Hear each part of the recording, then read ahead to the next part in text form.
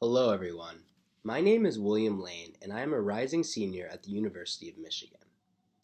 Over the past couple of years, the issue of whether or not college athletes should get paid has been one of the most prevalent issues facing the NCAA today.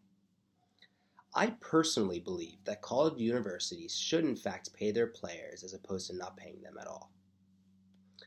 Being a student at the University of Michigan, a school with a huge athletic program, I have had the privilege to interact with and befriend college athletes from a wide variety of sports. Through these interactions, however, I noticed that all of these athletes desire one thing and one thing only: to get paid. How would all of you feel if you were a student athlete at a school with a huge athletic program, making tens of millions of dollars off of you, and yet you don't receive 1 cent of it? Terrible, right? I know for sure that I would feel terrible. I'm going to explain to all of you in depth the issue of student athletes not being paid, as well as providing you all with an amicable solution that will allow universities to continue to make money off of student athletes, while also providing them with an equal, albeit minimal, amount of money each and every season. Large universities are making millions of dollars off of college athletics, and yet the rules do not permit student athletes to get paid in any way, shape, or form. Most athletes agree to play at the collegiate level with hopes of eventually playing professionally by showing the world what they can do athletically. However, while a lot of college athletes do in fact become professional athletes, they risk their careers by playing at universities and don't receive any compensation for it whatsoever. In a Forbes article written by Mark Edelman in January of 2015, he provides a variety of reasons as to why student athletes should be getting paid. In the article, he says, and I quote, "The NCAA currently produces nearly $11 billion in annual revenue from college sports, more than the estimated total league revenues of both the National Basketball Association and the National Hockey League. It is incredible to consider the fact that the NCAA makes more than both the NBA and the NHL combined, and yet still does not compensate its players." Later in the article, Mark Edelman adds that much of the huge revenues collected from college athletics do not go directly back into the classroom. Instead, a substantial share of college sports revenues stay in the hands of a select few administrators, athletic directors, and coaches. This is extremely important to note because while universities with large athletic programs claim that a large portion of their athletic revenue goes back into the classroom and provides student athletes with living expenses, the contrary is actually true. In a chart obtained from a Business Insider article written by Cork Gaines in September of 2014, it shows how little of the revenue that the top 10 schools in college sports generated goes back to the athletes. As you can see by that chart to my right here, colleges pay coaches and staff much more than the total value of scholarships, as well as spending on average more than twice as much on new buildings and maintenance on old buildings. Out of the top 10 schools listed, Michigan provides the most amount of money from their generated sports revenue to scholarships, even though it is a mere $18.3 million. In the next chart, obtained from a different Business Insider article written by Cork Gaines in December of 2014, it shows college football's highest paid coaches' salaries as a percentage of their respective athletic department revenues. As you can see on the chart to my right, all of the college coaches listed in this chart are making over 3% of their respective athletic department's revenue.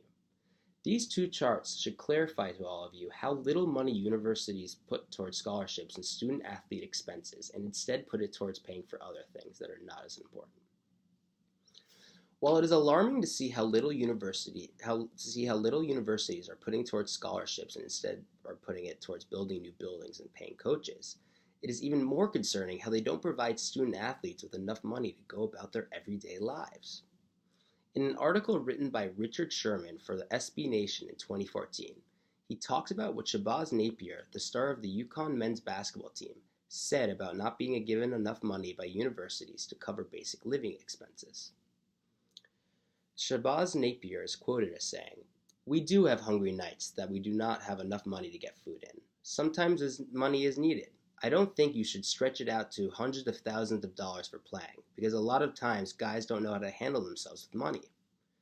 I feel like a student athlete. Sometimes there's hungry nights where I'm not able to eat, but I still got to play up to my capabilities."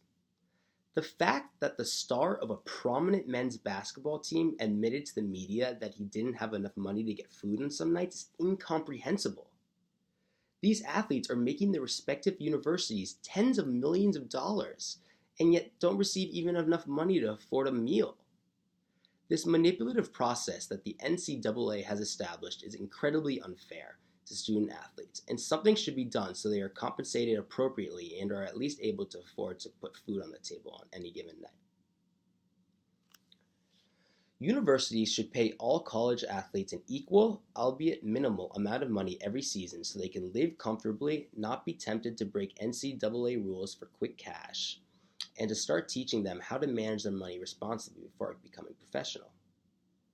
It is finally time for universities to realize that not paying their student athletes is wrong, and I'm going to provide you all with a possible solution.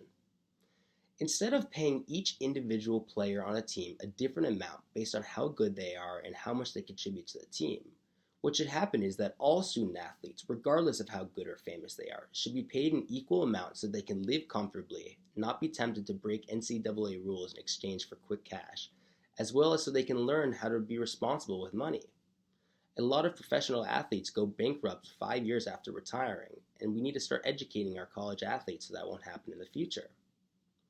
I am not suggesting, however, that these athletes should be making hundreds of thousands of dollars. Instead, I am recommending that these athletes should receive anywhere between $10,000 to $20,000 each year so they can justly be compensated for the work they do for the school, as well as teaching them how to manage their money properly before going pro.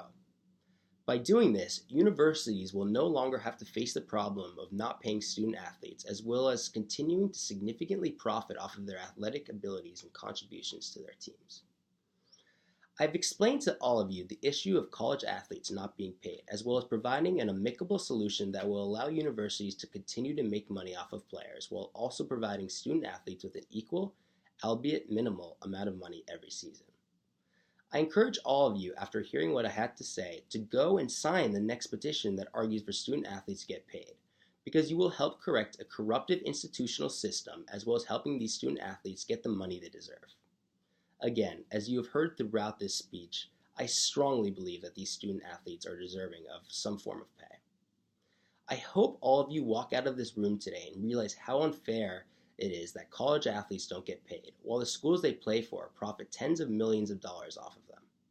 If you consider yourself to be a moral person that stands up for moral issues, this is certainly one of them, and I hope that you join me in trying to take on the tyrannical NCAA. Thank you so much for your time, and I hope you have a wonderful day.